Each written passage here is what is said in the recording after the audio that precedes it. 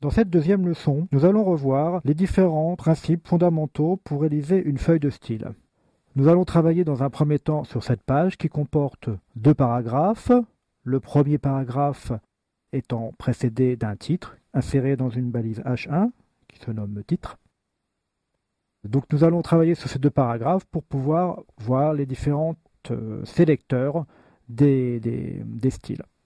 Pour une page HTML classique, un style peut s'incorporer de trois manières. La première méthode que nous utilisons très peu souvent consiste à incorporer le style à l'intérieur de la balise directement. C'est un attribut de style. Voilà, style égale, entre guillemets, color. Nous obtenons ainsi ce paragraphe. Je vais enregistrer la page.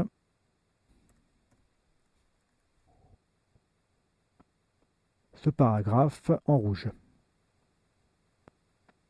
C'est une première méthode qui consiste donc à écrire les styles directement à l'intérieur de la balise. Seconde méthode, bien plus utilisée aujourd'hui, consiste à incorporer les styles en haut de la page. Ces styles s'incorporent à l'aide de la balise style avec un type de texte CSS. Et nous réalisons ensuite une fin de zone de style. Cette zone de style doit s'incorporer à l'intérieur de la balise d'entête, head, et nous allons écrire les différents styles pour nos paragraphes. Pour accéder aux différents éléments de notre page, nous avons plusieurs méthodes de sélection. Nous avons un premier sélecteur qui consiste à réaliser un sélecteur type de balise. Donc, par rapport à nos paragraphes, j'écris simplement un P, puis une accolade ouvrante, une accolade fermante, et à l'intérieur de ces deux accolades, nous écrivons la propriété que l'on souhaite attribuer au paragraphe. Alors, une propriété simple est la propriété couleur que nous venons déjà d'utiliser. Voilà, du rouge. Ainsi, nos deux paragraphes sont à présent tous les deux de couleur rouge. Un autre moyen d'accéder à l'un des éléments consiste à ajouter à l'élément un identifiant, ce que nous avons fait tout à l'heure dans la structure de notre page. Alors je vais le nommer para 1 et à s'adresser directement à lui. C'est ce que l'on appelle un sélecteur d'identifiant. Pour réaliser un sélecteur d'identifiant, nous ajoutons le signe dièse, puis le nom de l'élément para 1. À présent, seul le paragraphe 1 sera de couleur rouge, l'autre restera en noir. Nous avons également la possibilité de réaliser des sélecteurs parents-descendants. Pour réaliser cela, je vais ajouter la balise que nous avons vue précédemment, strong, au niveau de ce texte, et puis la même balise au niveau du paragraphe suivant.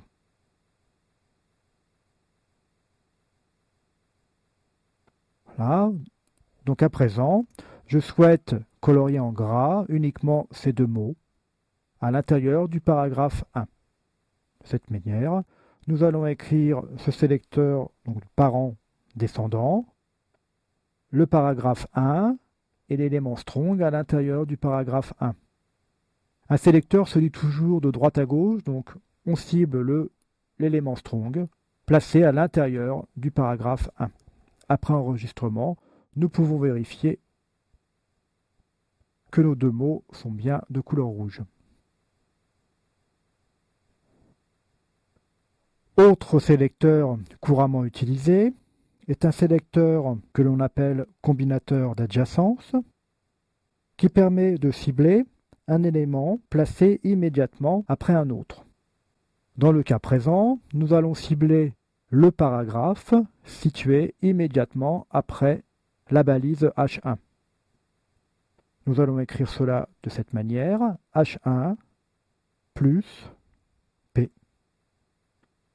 Et puis, de nouveau, nos deux accolades. Je vais ajouter une autre couleur, vert par exemple. Enregistrons. Donc l'aperçu dans Firefox nous permet de voir qu'uniquement le premier paragraphe s'est transformé en couleur verte et pas le second.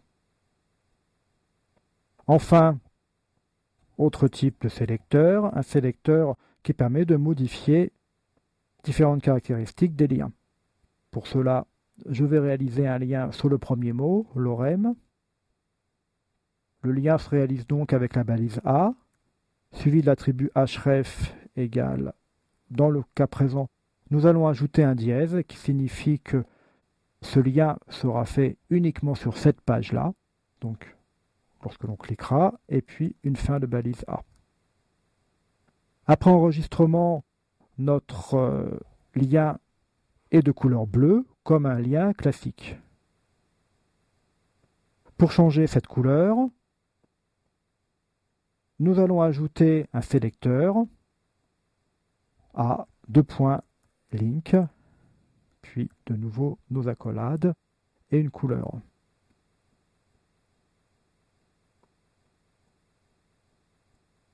Je vais ajouter la couleur rouge. Nous allons créer donc le lien de couleur rouge. Ce lien peut être également modifié lorsqu'il a été cliqué, donc lorsqu'il a été visité. De cette manière, nous allons écrire A visited. Pareil, une autre couleur.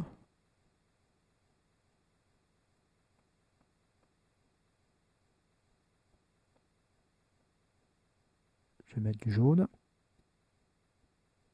Nous pouvons également attribuer deux autres types de sélecteurs, qui sont le lien lorsque le pointeur de la souris passe au-dessus, donc A over, et le lien lorsque le pointeur de la souris clique sur ce lien, donc qui s'appelle A active.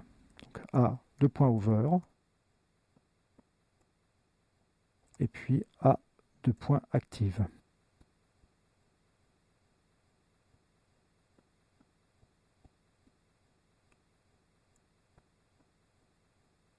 Color.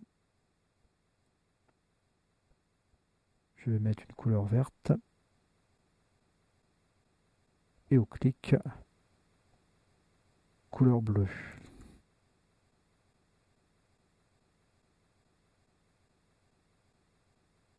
De retour dans Firefox, nous allons vérifier tout cela. Donc le lien est bien rouge. Il est en rollover vert. Lorsque je clique, il devient bleu. Et le lien, lorsque nous avons cliqué, donc lorsque nous avons visité la page, devient bien jaune.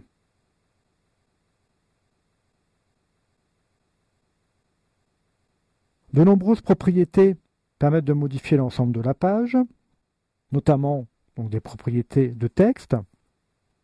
Les propriétés de texte, nous en avons vu une qui est la propriété color. Nous pouvons facilement modifier les différentes caractéristiques du texte, notamment sa police, font family, son corps, font size,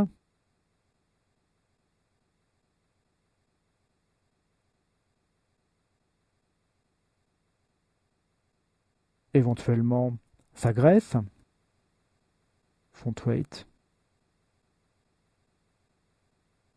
Donc les différentes valeurs de graisse vont de 100 à 900, 900 étant un caractère gras. Nous pouvons également modifier la case du texte en utilisant une propriété qui se nomme text transform.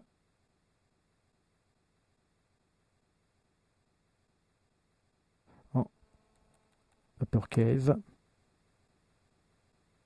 Mais également la hauteur de ligne, par exemple, qui serait line height. Enregistrons. Dans Firefox, nous voyons notre résultat donc, qui est affiché sur les mots encadrés par la balise strong. D'autres propriétés sont évidemment utilisables. Par exemple, nous allons pouvoir, pour une balise P,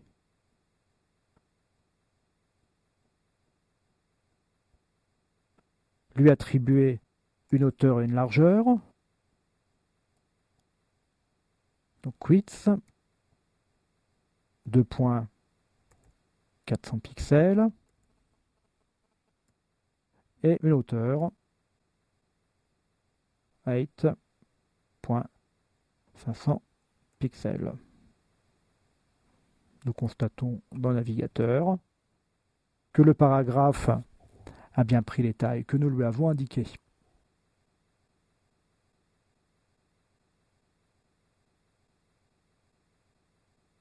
Propriété également à l'intérieur d'un bloc, on peut lui attribuer une couleur d'arrière-plan qui est réalisée avec background color. Nous allons mettre une couleur claire.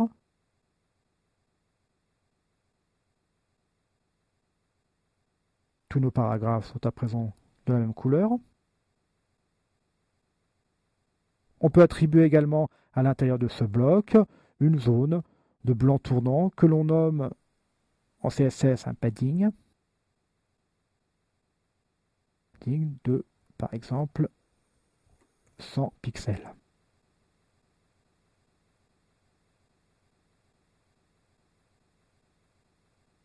Nous pouvons constater que l'ajout du padding a augmenté la largeur de notre bloc. En effet, la propriété padding contribue à la largeur totale de l'élément. Donc, nous sommes en présence à présent d'un élément dont la taille n'est plus de 400 pixels de large, mais 600 pixels. Donc, nous avons un padding à gauche de 100, plus une largeur de 400 et un padding à droite de 100. Donc, on a bien un élément qui fait 600 pixels. Une troisième méthode donc, pour réaliser une feuille de style consiste à incorporer une feuille de style qui est externe à l'intérieur de notre document. Pour incorporer une feuille de style externe, nous ajoutons la balise link avec l'attribut href égale et nous donnons ici le nom de notre feuille de style pour la lier à cette page. Nous ajoutons également un type, texte CSS, ainsi que l'attribut rel qui signifie que nous allons avoir une relation de feuille de style avec notre page. Style sheet. Nous fermons à présent notre balise link. J'enregistre. Nous allons créer à présent un nouveau document de type CSS que j'enregistre à côté du document actuel, donc à côté de ce document HTML. Je lui donne le nom précédemment inscrit, style.css.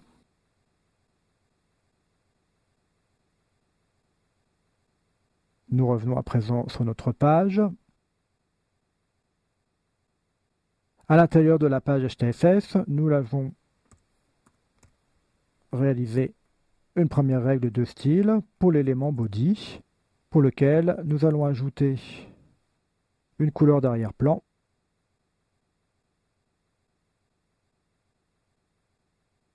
grise. J'enregistre, je reviens sur cette page pour vérifier que la feuille de style a bien été réalisée. Nous avons bien ici un arrière-plan gris. Nous allons à présent réaliser quelques styles par rapport à cette page. L'objectif étant de présenter les différents sélecteurs de styles pour réaliser une telle page. Nous n'allons pas réaliser l'ensemble des règles de style de cette page. Deuxième règle de style que nous allons utiliser consiste à réaliser la méthode pour pouvoir centrer l'ensemble de cette mise en page. Cette méthode doit être placée sur l'élément qui s'appelle conteneur.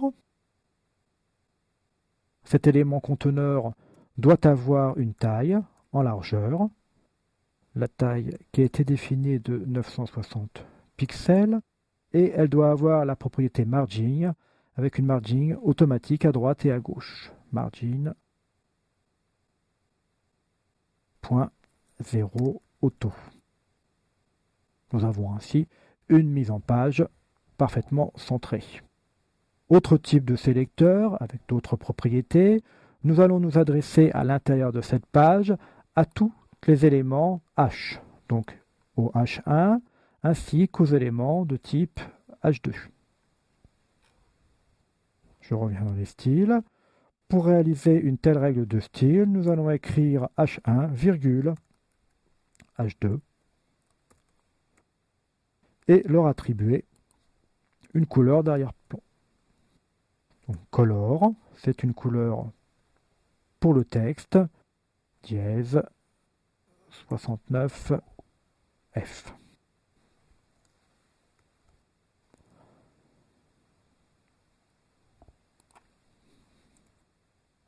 Nous allons à présent attribuer une couleur d'arrière-plan à tous les éléments. Droite, article, pied contenu, menu UL. Donc l'élément article, l'élément pied contenu, l'élément menu et l'élément nommé droite. Dièse, droite, virgule, dièse article, dièse pied contenu, dièse menu, et nous adressons aux éléments UL placés dans menu. UL.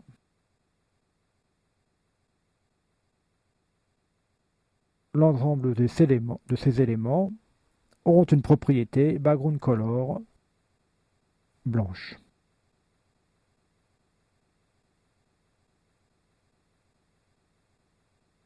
Dièse FFF. Remarquez que pour donner les couleurs d'un élément, nous pouvons utiliser cette notation hexadécimale, mais nous pouvons également utiliser une notation écrite comme white par exemple. D'autres écritures seront vues dans les leçons ultérieures, notamment une écriture consistant à donner les trois composantes rouge, verte et bleue. J'enregistre et nous vérifions dans un navigateur. Nous avons bien ainsi nos éléments de couleur blanche sur le fond gris. Notre mise en page est parfaitement centrée.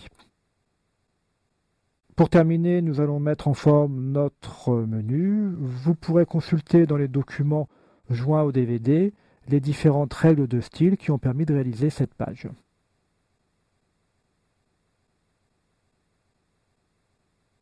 Style. Pour commencer, nous allons choisir le sélecteur dièse menu UL auquel nous ajoutons différentes règles pour pouvoir gérer l'ensemble de la balise UL. Il s'agit notamment de lui supprimer ses pustes, liste, style, type, none, de supprimer les marges et les paddings,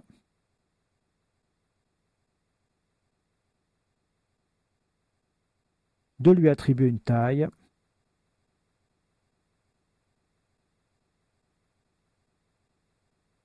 une hauteur,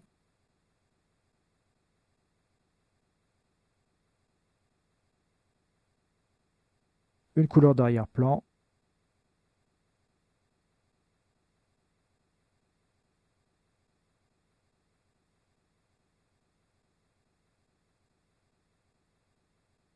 nous allons ensuite modifier la balise LI, dièse, menu, LI, pour lequel nous allons lui attribuer une propriété de flottant qui permettra d'avoir les menus les uns placés à côté des autres. Float left, point.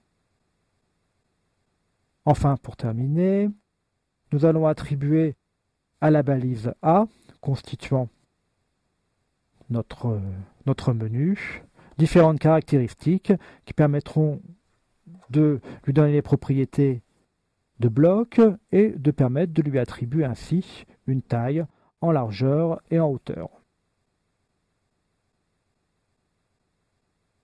si nous regardons la structure de notre page HTML, nous constatons que nous avons ajouté une classe cellule aux différentes balises A. Cela permet en effet de créer facilement différentes propriétés pour les balises A. Dans nos styles, je vais créer à présent une nouvelle règle pour la classe cellule. Donc pour créer une propriété pour les classes, nous ajoutons un point, puis le nom de la classe, donc cellule.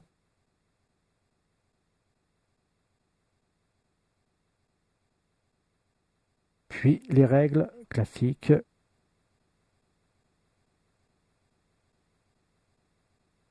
Display bloc, permettant aux balises A de pouvoir leur attribuer une taille.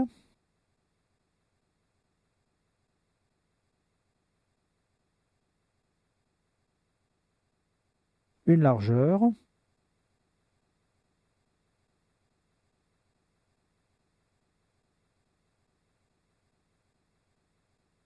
159 pixels. Nous allons supprimer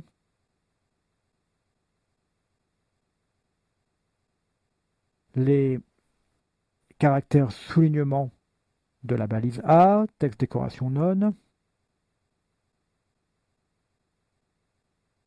Et nous allons centrer les textes à l'intérieur de ces balises. Text line, center.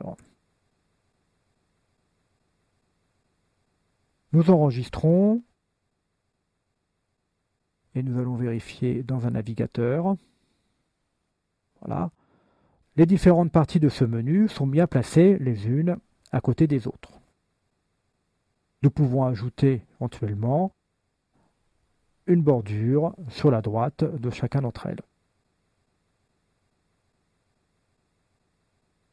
Pour cela, allons dans les styles et nous allons ajouter à la règle cellule une bordure, border, deux points, border right, deux points, solide, un pixel et de couleur grise également. Enregistrons et vérifions dans un navigateur.